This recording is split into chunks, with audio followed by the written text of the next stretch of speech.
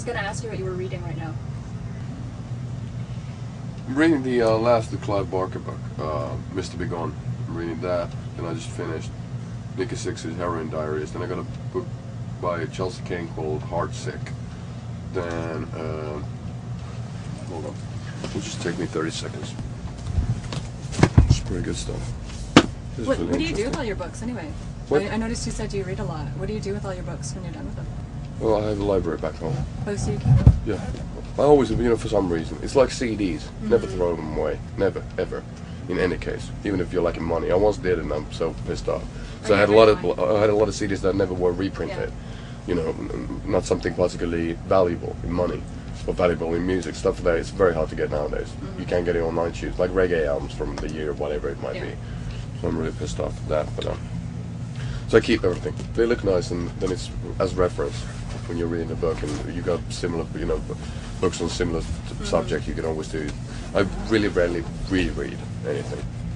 This is really interesting. Ja, het sticker man. No.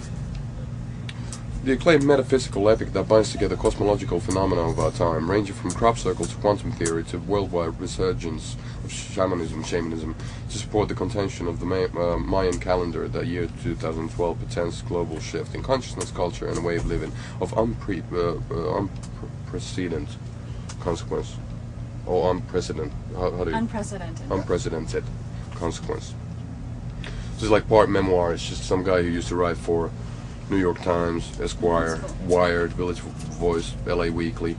So it's kind of like him just going through just kind of paranormal, kind of weird stuff, and then just like joining it all up together because the Mayan calendar says that that's the last year. You know, a lot of people say that that's the doomsday is going to happen in that year because that's where the Mayan calendar, that's where it ends.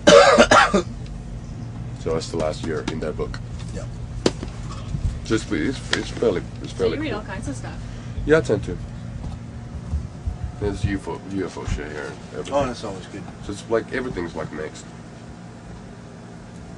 Have you ever thought of writing your own book? No. But like shit like beyond the apocalypse and blue-eyed Jesus are weighted by the faithful, another rough beast slouches towards us. The biosphere crisis of such magnitude that it will touch the life of every person on Earth.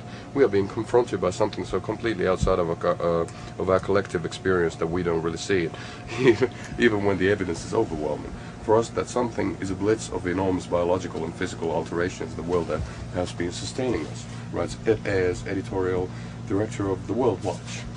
Awesome. There's just like all kinds of weird shit in this book collected in one. I love it. That's cool. So that's good. Is that I love Chuck Palahniuk, so he says with Gretchen Lowell, Chelsea Kane gives us the most compelling, most original serial killer since Hannibal Lecter.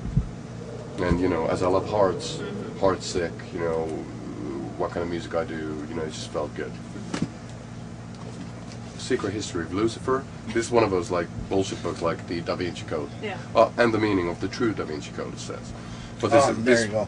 This is actually about the history of Lucifer, him being Luxifera in Latin, the bringer of the light, the kind of like the Enlightenment movement, back in like maybe 1700s. Isaac Newton, everybody like that, they were called Luciferian or Luciferian at one point. That was actually not a cult, but a term loosely binding up different artists and different people who were changing the world because it was time of enlightenment, realizing new possibilities and new things that the Westboro Church, Baptist Church, doesn't appreciate. And Joe Hill, he's really good. Heart Shaped Box is his first novel, and this is his first short story collection. Great writer on ghost stories. He's one of the best, new voices in horror.